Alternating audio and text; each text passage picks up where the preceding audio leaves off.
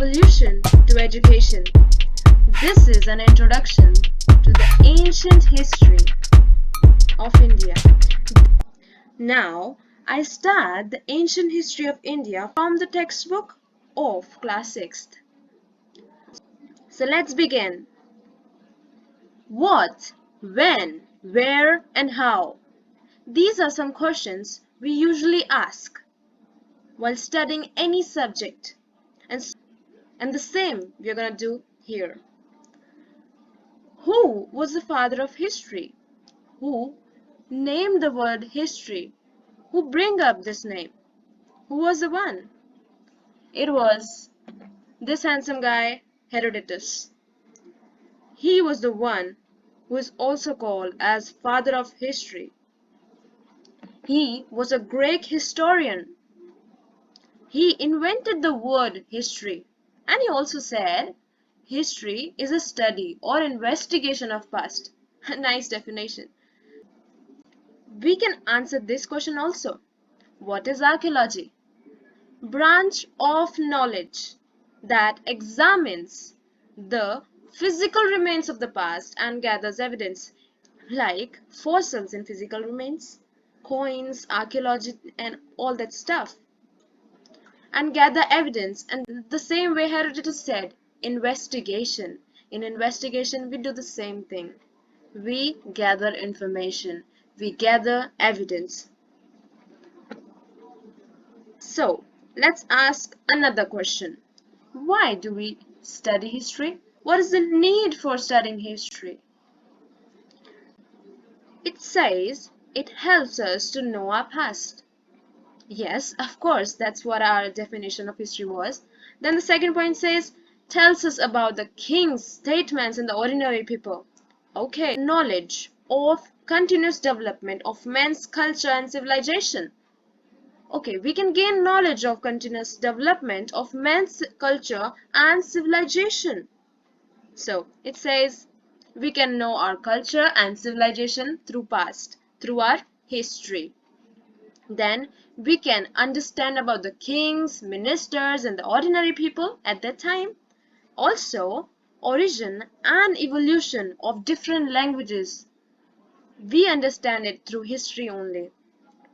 As you can see here, it also helps us to understand the basic nature of our society. It also helps us to understand the basic nature of our society.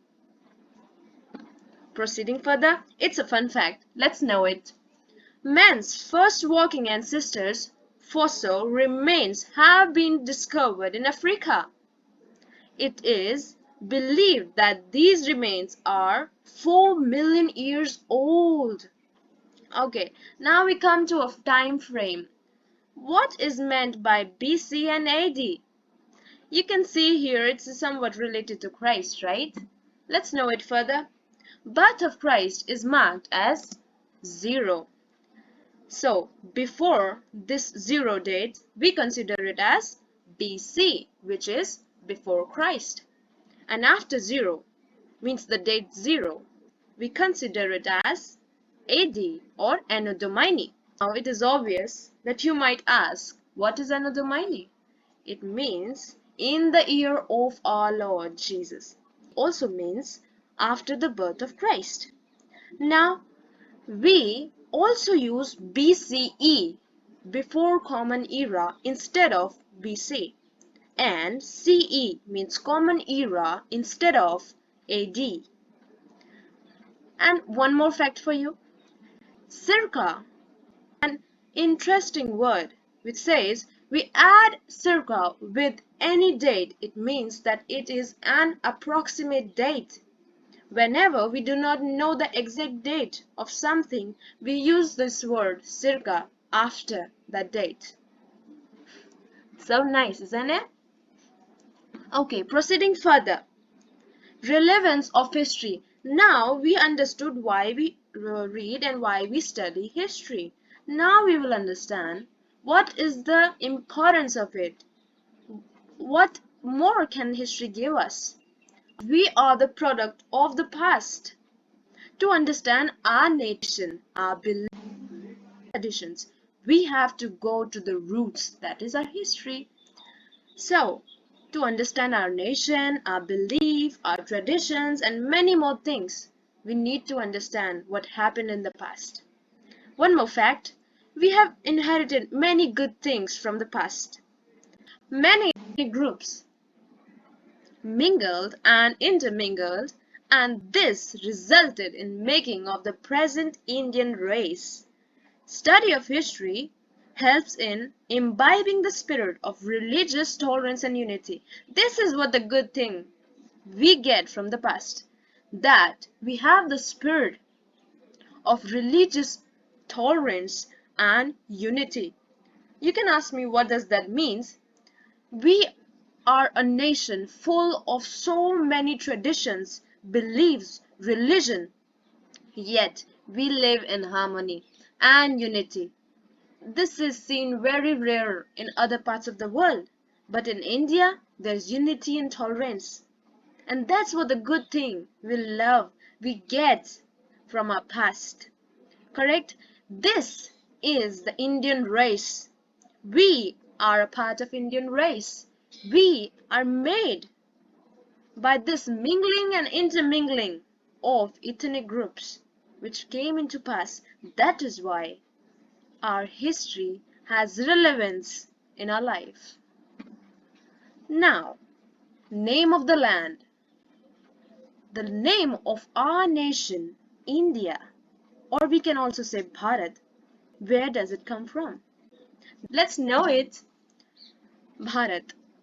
Now, this name was first mentioned in Rigveda. You can ask me what is Rigveda?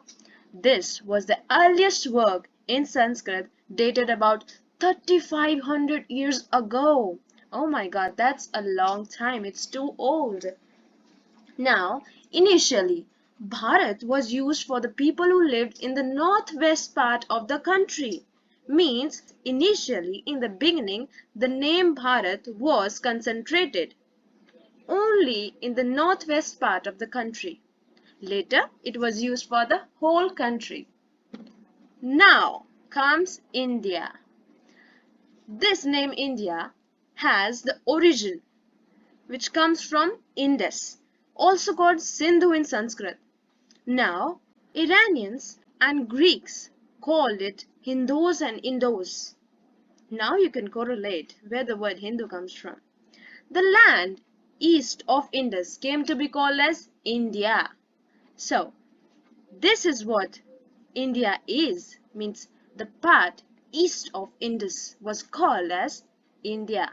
To be continued, and stay tuned, stay safe. Thank you.